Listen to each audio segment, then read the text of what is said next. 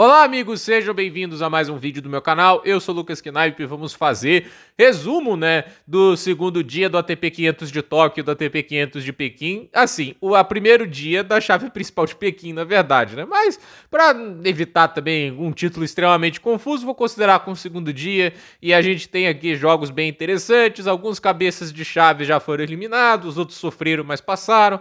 E vamos comentar aqui os resultados, o que a gente pode esperar também para os jogos que vem desse fim de quinta-feira para sexta aqui no horário de Brasília, na sexta-feira lá na Ásia. Então, peço que vocês deixem o seu like, se inscrevam no canal, compartilhem esse vídeo e deixem o hype se puder para alcançar o máximo de pessoas possíveis. Vamos levar a palavra do tênis a mais gente, né? Vou começar com o torneio de Tóquio, até porque os jogos começaram às 11 da noite lá, enquanto Pequim começou de madrugada, né? Primeiro, Marcos Giron contra Sebastian Korda. O Korda conseguiu a vitória contra o Giron num sofrimento, 2-1, 4-6, 6-3, 7-6. Tem duas coisas que atrapalham muito o Korda: lesões, e como atrapalham, lesões são um problemão, e o fato que ele joga tênis de uma maneira extremamente instintiva e comete muitos erros não forçados, né? Ele é um cara que quer atacar o tempo todo, só que assim, não sabe dosar ritmo, né? Isso era o problema do Sinner antes de virar esse monstro de tenista que ele é hoje, né? Ele era um cara que estava sempre tentando atacar com todo custo, cometia erros não forçados, acabava o gás, não tinha plano B. O Korda vive o mesmo problema, só que ele não sabe evoluir muito além disso. E olha, sofreu, foram 12 breakpoints contra, ele conseguiu salvar 10, é isso que acabou contando mais, e aí 3 de 5, né, que o Giron conseguiu salvar, né? Então foram quebrados a mesma quantidade de vezes no jogo, e o jogo no final, no tie-break, acabou indo mais para o lado do Sebastian Korda, que venceu 2-1, 4-6, 6-3, 7-6, boa vitória aí para o Sebastian Korda. O Brooksby venceu o Humbert por 2-0, 7-6, 6-3, chegou a estar 4-1 no primeiro set para o Humbert, mas assim, o ano do francês é péssimo, né? Muito fraco, e olha que assim, ele já foi acho que top 15 ano passado, principalmente após a campanha em Paris. Ele é 24, sem ter perdido os 600 pontos que ele conquistou em Paris no ano passado. Imagina quando perder esses pontos. Acho que ele cai para fora do top 40, né? É muito ponto que ele tá para perder. É muito ponto que ele não tá conseguindo sequer fazer menção de defender que ainda tem pela frente. Então, assim, o nível de tênis do Humbert é baixo, muito baixo. E ele é capaz de fazer muito melhor do que isso, mas tá jogando muito mal. Então o Janson Brooksby aí vence o Humbert e mais uma vez cai no cedo no torneio. O excelente e talentoso tenista francês, mas o ano é ruim, né? O Luciano Dardelli venceu o Yoshito Nishioka por 2-0, 7-6, 6-3. Acho que a estatística que mais me impressionou no jogo é o Nishioka ter fazido 7 aces, né? Porque não é um grande sacador, mas foi passando o jogo, né? Ele até começou bem, chegou a ter quebra-frente no primeiro set, mas aí o Dardelli foi melhorando, e no finalzinho do jogo lá ele ganhou os últimos 4 games para vencer o jogo por 2-0. O Nishioka também não vive uma grande fase, entrou de convite, ele tá em 150 e cacetada do ranking, então não é o melhor momento da carreira dele. O Cachagode só durou o torneio do Canadá, né? Foi bom o suficiente para ele voltar ao top 10, jogando bem pra caraca, né?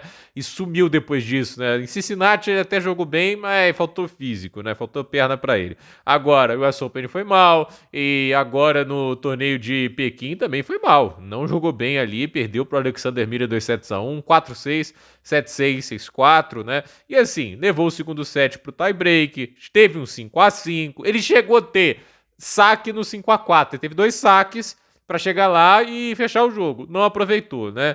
E aí o jogo foi complicando. E assim, olha que o segundo set tinha sido já melhor do Miller quase que desde o início, né? Mas fato é que o Khachanov perdeu boas oportunidades, teve chance de quebra também para quebrar e sacar 5-3 no segundo set, não aproveitou, no terceiro set, quer dizer. Então o Khachanov no final vai perdendo grandes chances e com isso vai ficando cada vez mais complicado para ele a corrida para Turim, né? E olha que o ano era muito bom, né? Fabien Marojan venceu o Benjamin Bonzi por 2-0, 7-6, 6-3.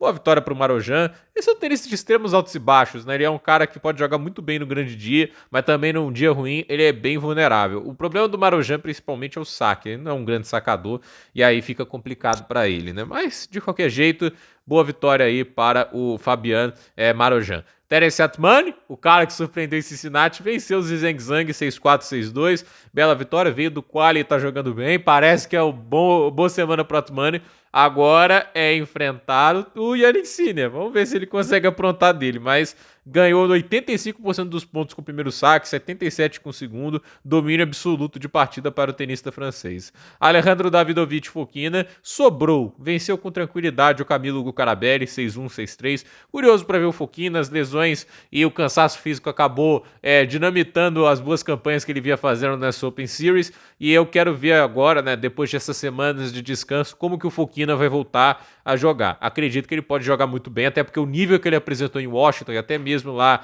em Toronto foi muito positivo, né? A gente teve também ali o jogo entre Jannik Sinner e Marin Cilic, vitória por 2-0, duplo 6-2. Comentei aqui sobre o resultado. Não há muito também o que falar, né? Tipo, sobrou o Jannik Sinner na partida. Uma bela atuação do tenista italiano, né? E o que temos nesse dia que vem pela frente em Pequim? Andrei Rublev e Flávio Cobolli, meia-noite. Davi Goffin e Arthur Hinderknecht, também meia-noite. Kecmanovic e Jakub Mensik também meia-noite. Aí Zhu Shengshang contra o Arthur Kazuks. O Leonard Thiem vai enfrentar o Francisco Cerúndolo. O Alex de Minaur vai enfrentar o Ian Kachebu. O Alexander Bublik enfrenta o Adrian Manarino. Belo jogo, inclusive. O Koya Tamute vai enfrentar o Talon Grigspor. Cameron Norrie vai enfrentar o Daniil Medvedev. E os jogos que acontecem às 8 da manhã, horários assistíveis pra gente. Giovanni Bisperricar contra o Lorenzo Musetti. Lorenzo Sônego contra Alexander Zverev, né? Agora, falando sobre Tóquio, né?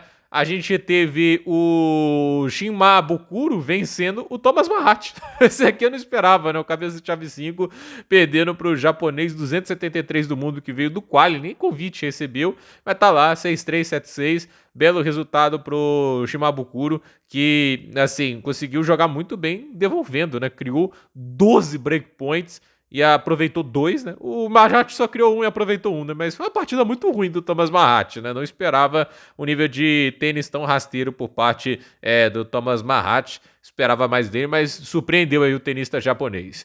O Taylor Fritz sofreu, e como sofreu para vencer o Gabriel Diallo, mas venceu o tenista canadense por 2-1, 4-6, 6-3, 7-6. Assim, parece que o jogo foi extremamente desgastante, mas 2 horas e 9. Acho que o desgaste desse jogo é muito mais mental, as trocas não são muito longas, né? E o Fritz sabe aí que esse jogo é o tipo de jogo perigoso, né? Que o Diallo é um cara que é muito agressivo, corta o tempo de reação o tempo todo, saca muito bem, e 89% dos pontos com o primeiro saque, mas quando ia pro segundo, né? O Fritz tinha muita vantagem nas trocas de fundo de quadra, e no finalzinho, ele no tie-break, foi importante que ele não foi quebrado uma vez sequer.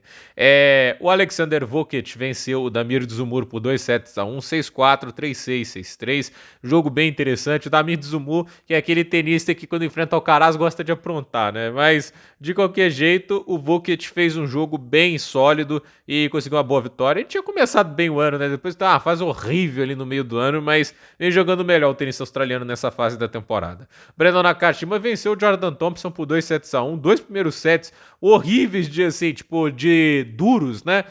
7-6 no primeiro set pro Thompson, 7-6 pro segundo Nakashima. Só aí já tinha sido mais de 2 horas e 10 de partida. O jogo teve 3 horas e 4, 6-2 pro Nakashima no terceiro set. Mas mesmo esse set foi muito duro, muito desgastante fisicamente. Mas o Nakashima conseguiu sustentar melhor o nível de tênis e foi mais decisivo na hora dos pontos difíceis, né? Porque com 10 breakpoints contra, ele salvou 9. O Thompson teve 7 breakpoints contra e salvou 4. Então, essa é a diferença que decide o vencedor de uma partida apertada. Então, boa vitória para o Brandon Nakashima. Ethan Quinn venceu o Alex Michelsen por 2-0. Michelsen que esteve na Lever Cup, né, jogando principalmente duplas, jogou só uma partida de simples, onde foi derrotado pelo Mensik, mas assim, vitória muito boa por parte do Ethan Quinn. É um tenista habilidoso, né? Eu ainda reclamo que o Michelsen não é um cara que é muito variado na forma de jogar. E assim, se ele ter a fórmula base dele superada, normalmente ele não vai ter um plano B para tentar mudar um pouco a história da partida. E esse jogo resume muito bem isso. 7-5, 6-2 pro Ethan Quinn. O Casper Ruud venceu o Mochizuki por 2-1, perdeu o primeiro set 6-4, depois foi lá e emplacou uma baita sequência num duplo 6-1, mas o Ruud em quadradura a gente sabe que não é muito confiável, né? O primeiro set dele não foi bom, perdendo muitos pontos, e assim, no segundo saque o Ruud não teve lá um bom aproveitamento, 27% dos pontos, com o primeiro 81%, isso é legal, mas assim, ainda assim, né, tipo, não é todo adversário que vai te perdoar igual o Mochizuki, até porque o Mochizuki não é um super sacador, né? Então, Assim, é uma boa vitória pro Rude ali a partir do segundo set. O Alejandro Tabilo vem de um título maravilhoso, mas perdeu para os Izubergs na estreia de Tóquio. Ele tem muito do cansaço, ele começou bem o jogo fazendo um 6-1, mas depois disso, 2 tiebreaks para os Izubergs, 7-2 no primeiro tiebreak, 7-4 no segundo, então 1-6, 7-6, 7-6, vitória para o tenista da Bélgica, 2-1, né? A gente também teve Carlos Alcaraz vencendo o Sebastian Baez, 6-4, 6-2. Assim, não é para ficar muito chocado, né? Mas, assim, o Alcaraz, com um detalhe, sacou 77% de primeiro saque. Acho que nem forçou tanto, né? Sabendo que do outro lado era o Baez. No segundo saque me impressionou, só 38% dos pontos. Mas fato é que, assim, foi quebrado uma vez, só que em 5 breakpoints que ele produziu, ele aproveitou 4, né? Então, não é um jogo também que o Alcaraz precisaria a força total, mas o atendimento médico é o que mais preocupa ali. Ele parece ter sentido um problema no pé, no joelho também. Ele falou muito do joelho, mas vamos ver como o Alcaraz recupera disso. Tomara que não seja nada demais, porque ninguém quer ver um cara do nível dele machucado. O Holger Rune venceu o Medjedovic por 2-0. Primeiro set difícil, 7-6, no tie-break de 9-7 para o Rune. No segundo set mais tranquilo, 6-1 para o tenista dinamarquês. Então, o Rune consegue avançar a segunda rodada. O Medjedovic é um cara que, enquanto ele não trabalhar mais a movimentação, trabalhar um pouco mais de dinâmica de jogo, vai ficar aí nessa, né? De dar trabalho em certo momento, mas depois acabar sucumbindo à elevação de nível que o adversário coloca. O que a gente tem para as próximas rodadas? Alexander Vukic vai enfrentar o Daniel Altmaier. A gente tem o Shimabukuro enfrentando o Sebastian Korda. Nuno Borges vai enfrentar Taylor Fritz. Casper Ruud vai enfrentar Matteo Berrettini. Vamos ver. Se já foi um primeiro set ruim contra o Mochizuki, imagina contra o Berrettini. Brandon Nakashima enfrenta Marton Fucsovics. Carlos Alcaraz vai enfrentar os Izubex, jogo interessante. Ethan Quinn vai enfrentar o Holger Rune. E a gente tem o Jason Brooks enfrentando o Luciano Darderi. Detalhe, Fucsovics Nakashima, Alcaraz Bergs, Ethan Quinn Rune, Brooks e Darderi são do dia seguinte, né? Ainda não tem confirmação de horário. O que está confirmado é o jogo do Vukic, o jogo do Korda com o Shimabukuro, o Borges contra o Fritz e o Ruud contra o Berrettini. Então, gente, por esse vídeo é isso. Dúvida nos comentários, deixe seu like, se inscreva no canal, compartilhe esse vídeo e até o próximo vídeo.